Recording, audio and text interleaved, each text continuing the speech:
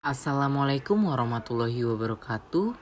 Perkenalkan, nama saya Muhammad Rendy Kustiondo dari Akuntansi A 2020, dan di kesempatan kali ini saya akan mempresentasikan hasil kerja saya atas analisis pembiayaan yang mana untuk memenuhi salah satu ujian tengah semester dari mata kuliah Akuntansi Keuangan Daerah. Pembiayaan adalah suatu hal yang sangat penting dalam mengelola keuangan daerah.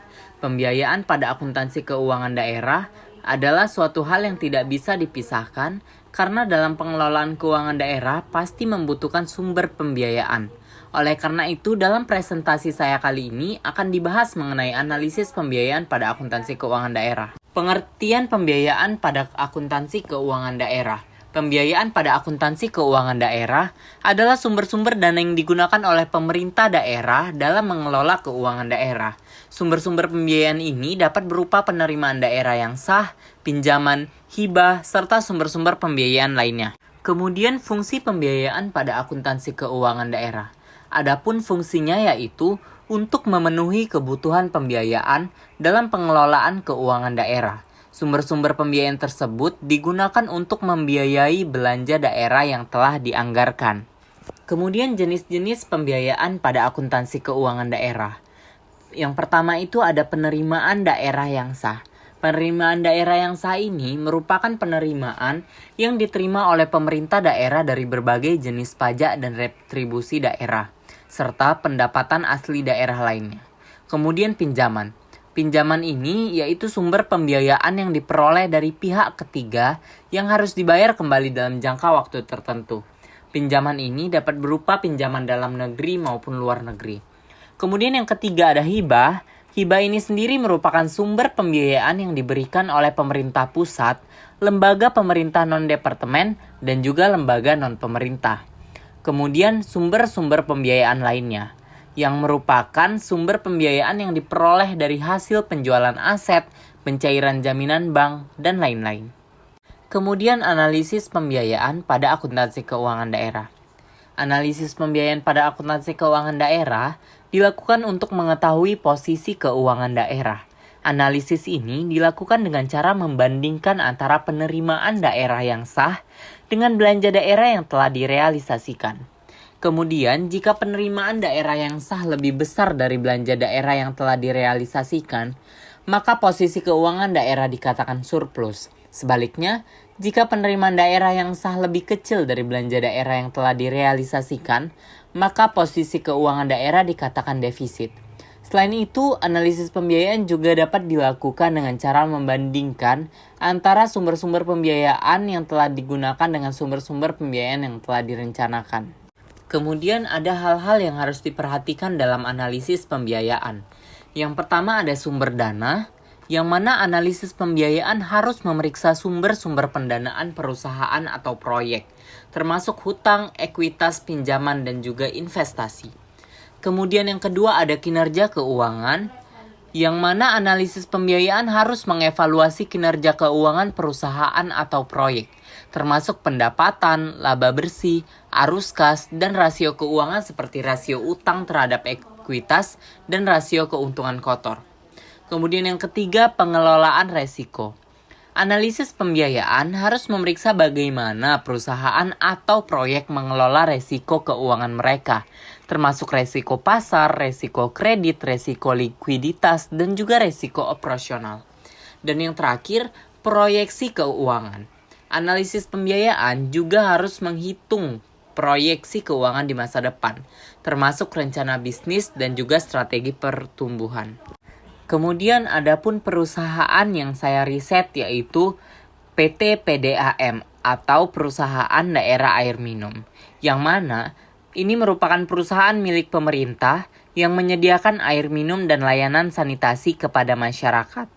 Untuk melakukan analisis pembiayaan pada PT PDAM, berikut adalah beberapa hal yang perlu dipertimbangkan. Yang pertama itu ada sumber dana, yang mana PT PDAM ini dapat mendapatkan sumber dana dari pemerintah daerah, bank, investor, dan lain sebagainya. Analisis pembiayaannya harus memeriksa sumber-sumber pendanaan yang tersedia dan bagaimana PT PDAM ini mengelola sumber daya keuangan mereka. Kemudian yang kedua ada kinerja keuangan, yang mana analisis pembiayaan harus mengevaluasi kinerja keuangan PT PDAM, termasuk pendapatan, laba bersih, arus kas, dan rasio keuangan seperti rasio utang terhadap ekuitas dan rasio keuntungan kotor. Hal ini dapat membantu dalam menentukan kesehatan keuangan perusahaan dan apakah PT PDAM ini dapat memenuhi kewajiban keuangan mereka. Kemudian yang ketiga, pengelolaan resiko. PT PDAM harus mengelola resiko keuangan seperti resiko pasar, resiko kredit, resiko likuiditas, dan resiko operasional. Analisis pembiayaan harus memeriksa bagaimana PT PDAM ini mengelola resiko tersebut dan bagaimana mereka meminimalkan dampak negatif dari resiko tersebut pada keuangan mereka. Kemudian investasi. PT PDAM ini perlu melakukan investasi dalam infrastruktur dan teknologi yang dapat meningkatkan efisiensi dan produktivitas mereka. Analisis pembiayaan harus memeriksa investasi yang telah dilakukan oleh PT PDAM dan apakah investasi tersebut memberikan hasil yang diharapkan.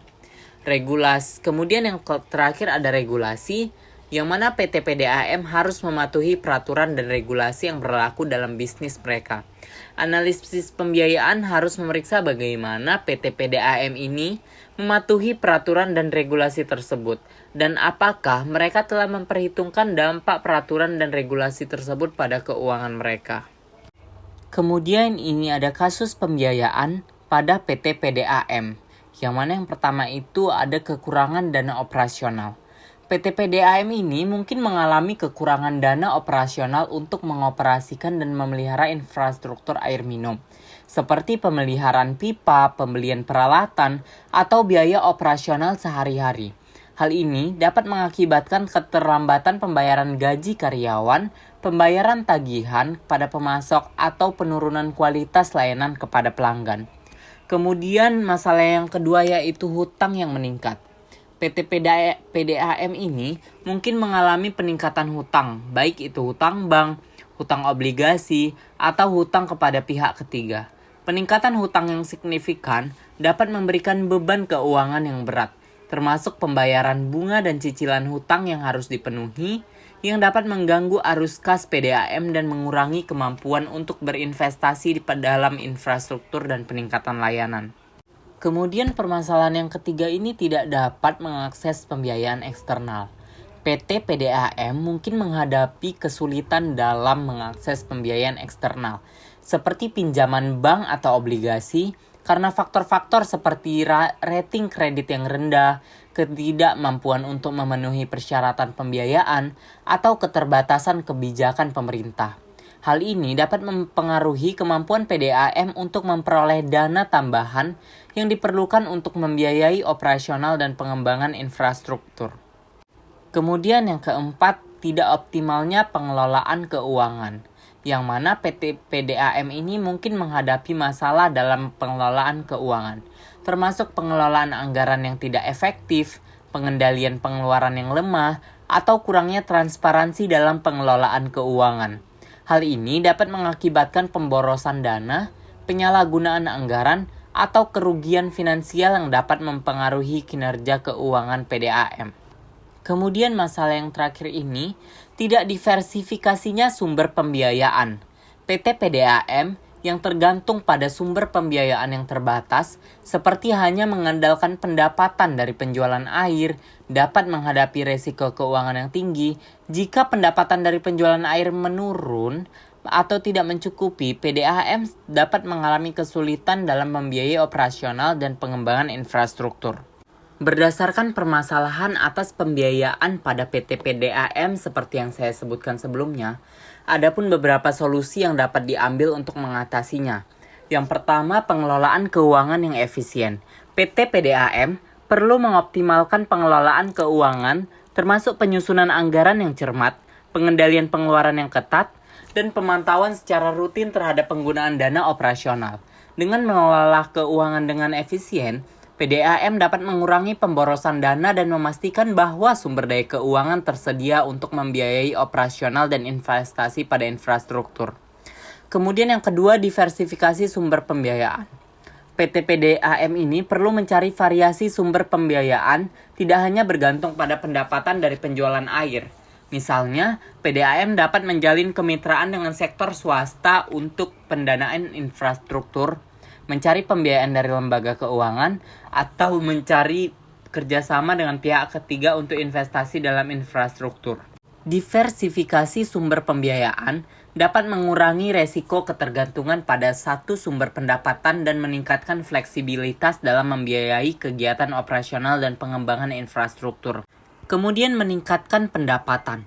PT PDAM ini perlu berfokus pada peningkatan pendapatan seperti meningkatkan tarif air yang sesuai dengan kebijakan pemerintah dan kondisi pasar yang ada, serta meningkatkan efisiensi dalam pengelolaan pelanggan dan pengendalian kerugian air.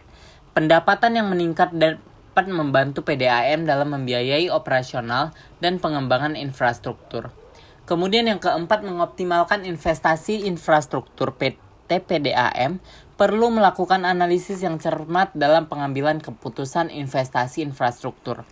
Hal ini meliputi perencanaan yang matang, pemilihan teknologi yang tepat, penilaian kekayaan finansial, serta pemantauan dan evaluasi yang berkelanjutan terhadap investasi yang telah dilakukan.